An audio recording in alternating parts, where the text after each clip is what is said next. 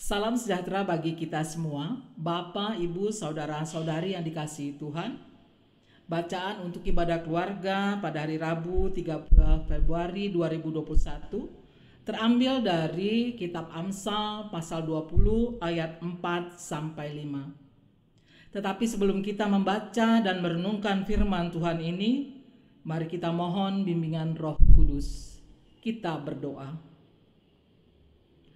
Allah yang Maha Kasih, kami akan membaca dan merenungkan sebagian dari firman-Mu.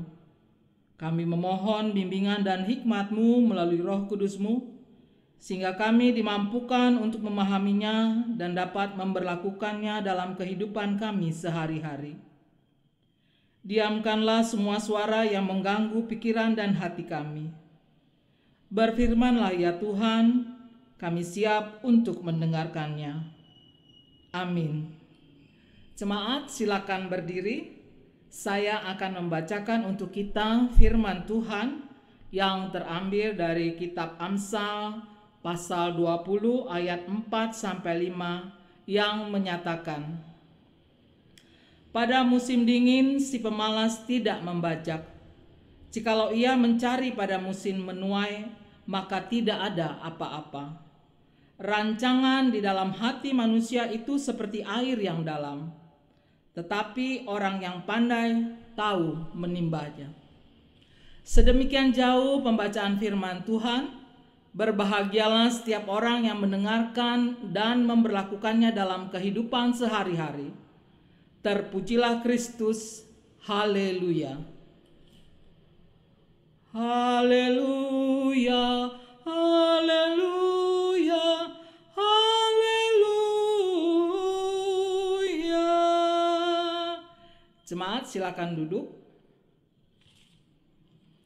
Jemaat Tuhan, kitab Amsal sebagian besar ditulis oleh Raja Salomo bin Daud, Raja Israel yang terkenal sangat bijaksana.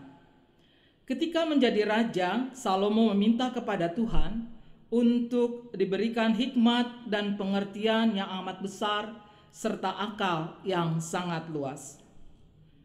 Kitab Amsal berisikan ucapan-ucapan bijak yang menyangkut moral dan persoalan hidup manusia.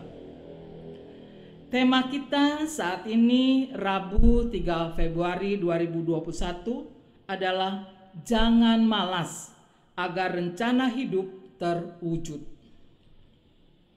Jemaat Tuhan, kita mengenal Bob Sadino sebagai seorang pengusaha sukses yang mempunyai supermarket Camp Chick di kawasan Kemang, Camp Farm, Camp Food, serta bisnis properti apartemen The Mansion. Disebutkan bahwa Bob Sadino lahir pada tanggal 9 Maret 1933. Pendidikan SMA-nya diselesaikan pada tahun 1953. Bob Sadino berasal dari keluarga berkecukupan karena ayahnya adalah seorang amtenar, pegawai negeri di zaman Belanda. Selepas SMA, Bob bekerja di perusahaan, tetapi hanya beberapa bulan saja. Kemudian dia mengikuti temannya mendaftar di kuliah di Fakultas Hukum Universitas Indonesia. Tapi itu tidak diselesaikannya karena dia bosan.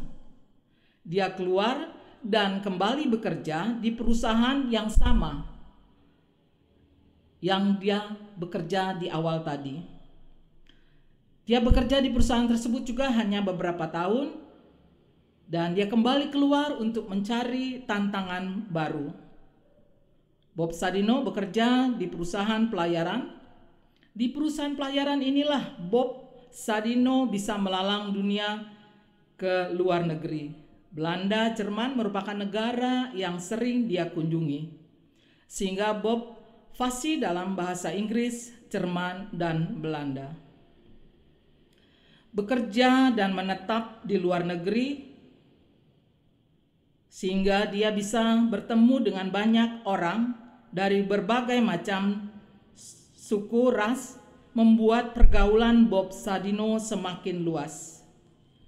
Gaji yang diterima Bob lebih dari cukup untuk menopang kebutuhan hidupnya di luar negeri. Jemaat yang dikasihi Tuhan, dalam biografi Bob Sadino yang ditulis oleh Hannah Wisteria dengan judul Bob Sadino, Goblok Pangkal Kaya, disebutkan walaupun memiliki penghasilan yang cukup selama di luar negeri, ternyata Bob tidak bahagia.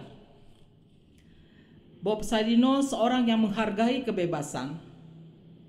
Cita-citanya adalah menjadi bos atas dirinya sendiri. Untuk mewujudkan cita-citanya, Bob kembali ke Indonesia setelah tinggal 9 tahun di luar negeri. Meninggalkan semua kenyamanan yang diterimanya selama bekerja di luar negeri. Ia kembali bersama keluarganya ke Indonesia pada tahun 1967 dengan membawa 2 mobil Mercedes miliknya. 1 mobilnya dijual, kemudian dia membelikan tanah di Kemang yang saat itu masih sepi. Di tanah tersebut dia membangun tempat tinggal untuk keluarganya. Pekerjaan pertamanya adalah sebagai sopir taksi gelap, berbekal mobil Mercedes satunya lagi. Namun musibah kecelakaan yang dialaminya membuat mobilnya rusak parah. Untuk terus bertahan hidup, Bob beralih menjadi tukang batu. Peralihan profesi yang begitu drastis dari seorang yang bekerja di luar negeri dengan kehidupan yang mapan membuat Bob Sadino sedikit tertekan dan depresi. Tapi Bob Sadino tidak berhenti di situ. Dia tetap ingin mewujudkan cita-citanya menjadi bos atas dirinya sendiri. Pada suatu saat, Bob Sadino memperhatikan perbedaan antara ukuran telur ayam lokal dengan telur ayam yang di luar negeri. Bob melihat peluang ini. Dia mencoba memasarkan telur ayam negeri di tempat tinggalnya. Dia menjual telur ayam negeri ke tetangganya yang kebanyakan orang asing, ekspatriat, dengan bermodalkan bahasa Inggris dan bahasa Belanda, Jerman yang fasih. Dia bisa menjualnya dengan baik. Melihat peluang itu dan karena keterbatasan modal, dia menghubungi sahabatnya di Belanda untuk diminta mengirim kepadanya 50 ekor ayam negeri petelur. Bob Sadino bukan seorang sarjana peternakan, tetapi Bob Sadino seorang yang tekun. Bermodalkan majalah peternakan dan perkebunan yang berbahasa Belanda, Bob mempelajari bagaimana beternak ayam negeri petelur. Sukses yang dia capai dengan peternakannya itu membuat dia bisa menghasilkan telur ayam negeri, dan itu dia pasarkan ke tetangga-tetangganya yang dari awal hanya beberapa kilo sehari, terus meningkat menjadi beberapa puluh kilo dalam sehari. Dalam dia melakukan usahanya itu, Bob Sadino juga menerima banyak kritikan, banyak komplain daripada pelanggan-pelanggannya. Tetapi itu tidak membuat dia putus asa. Dia tetap semangat, dia tetap ulet dan terus bekerja. Karena dia selalu mengingat cita-cita awalnya untuk menjadi bos bagi dirinya sendiri. Bob Sadino adalah orang pertama yang memperkenalkan telur ayam negeri di Indonesia. Dari berjualan telur, Bob Sadino merambah ke bisnis sayur mayur segar. Bob Sadino jugalah orang pertama yang memperkenalkan jagung manis, brokoli, dan melon di Indonesia. Bob Sadino juga yang memperkenalkan cara menanam sayur mayur dengan teknik hidroponik. Dari cara ini, Bob dapat menghasilkan sayur mayur segar dengan baik. Di samping itu, dengan perusahaannya Camp Farm, Bob Sadino bekerja sama dengan para petani lokal, menghasilkan sayur mayur segar yang diekspor ke Jepang. Tidak cukup sampai di situ, Bob Sadino juga merambah usaha daging olahan melalui perusahaan Camp Food-nya, yaitu bisnis daging olahannya mencakup sosis, bakso, dan burger yang berstandar tinggi atau kualitas premium. Tidak cukup sampai di situ, Bob Sadino juga merambah ke bidang lain, ke bidang retail, supermarket. Dia mendirikan Camp Chicks. Setelah sukses sebagai pengusaha agribisnis, Bob Sadino juga melebarkan sayapnya ke sektor properti dengan mendirikan apartemen The Mansion, sebuah hunian apartemen di wilayah Kemang. Bisnisnya yang banyak membuat Bob Sadino cukup dikenal sebagai pengusaha yang sukses. Beliau dikenal dengan gaya celana pendeknya dan sosok yang ramah dan bersahaja. Dari biografi ini, kita dapat mempelajari bagaimana Bob Sadino mewujudkan cita-citanya, yaitu menjadi bos atas dirinya sendiri.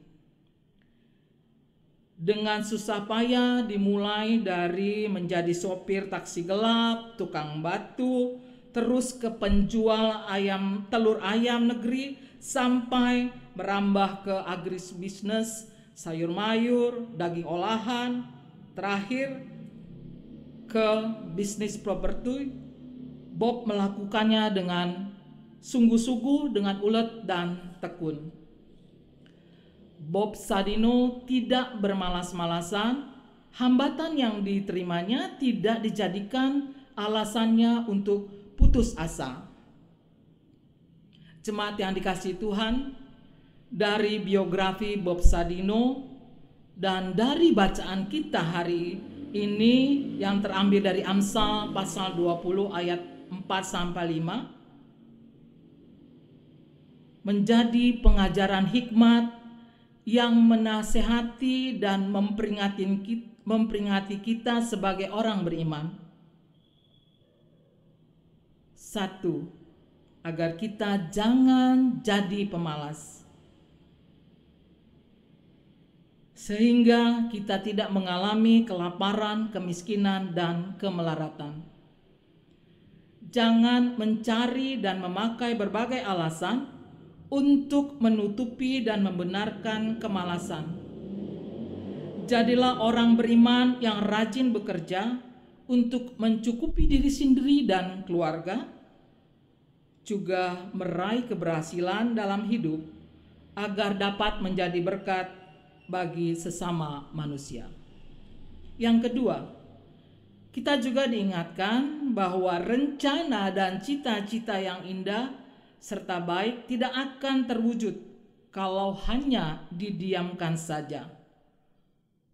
Seperti air dalam sumur, tidak akan bisa kita rasakan bagaimana dinginnya, sejuknya air itu kalau kita tidak berusaha menimbanya ke atas, dan baru kita bisa mencicipi seperti yang tertulis dalam Amsal 20 ayat 5. Cita-cita yang baik dan indah itu harus diwujud nyatakan melalui usaha atau tindakan nyata. Jemaat Tuhan, jalan kesuksesan merupakan perjuangan yang sulit, yang butuh proses panjang, juga melelahkan. Oleh karena itu diperlukan kesabaran, keuletan, ketekunan, kerajinan, dan kerja keras. Bagi kaum muda, memperjuangkan cita-cita memperjuangkan rencana dalam kehidupan membutuhkan suatu pertarungan terutama melawan kemalasan. Yang ketiga, yang perlu kita ingat juga, bahwa kesuksesan yang kita peroleh bukan hanya semata-mata usaha kita saja, tetapi kesuksesan yang kita peroleh adalah sebagai berkat dari Tuhan yang memberkati perjuangan dan jerih payah kita. Karena itu, orang beriman adalah orang yang mengandalkan Tuhan dalam mewujudkan rancangan dan cita-cita yang ada dalam hatinya melalui usaha dan kerja nyatanya. Di tengah pandemi COVID-19 ini,